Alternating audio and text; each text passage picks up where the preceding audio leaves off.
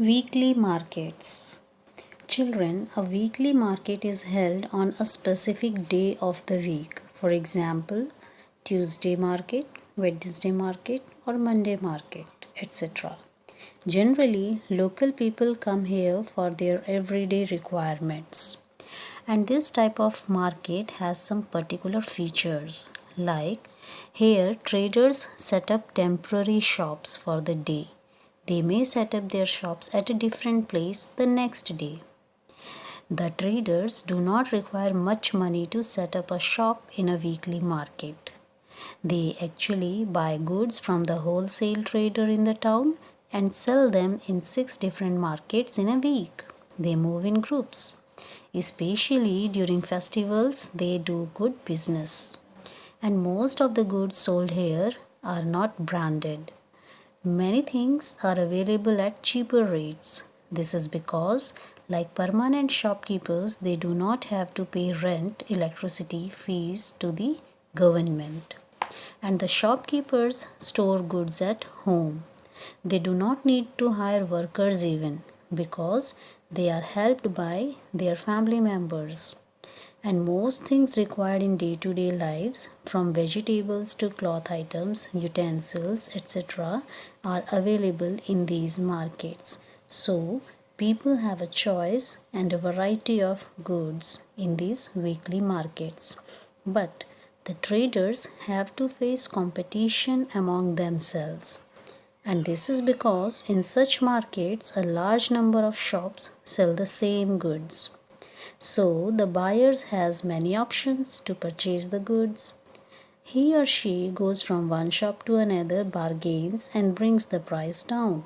So the traders have to sell their goods at a low prices here. Shops in the neighborhood. Children, there are many shops that sell goods and services in our neighborhood. They are called neighborhood markets.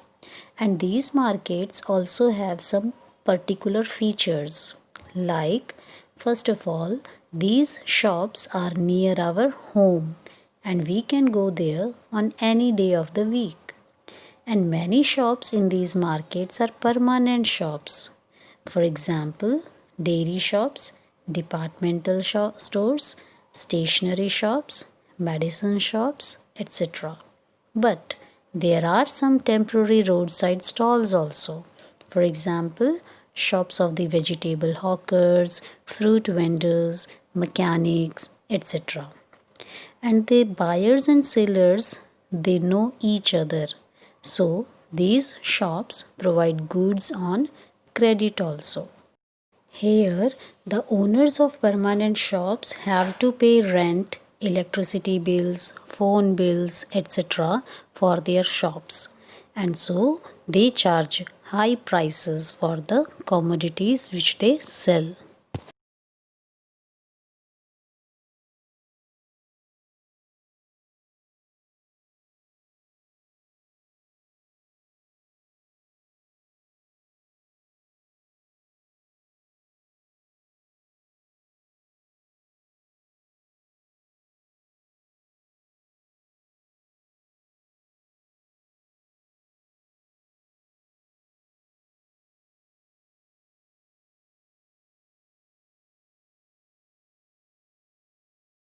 Here we find both branded and non branded goods. It has large showrooms for goods and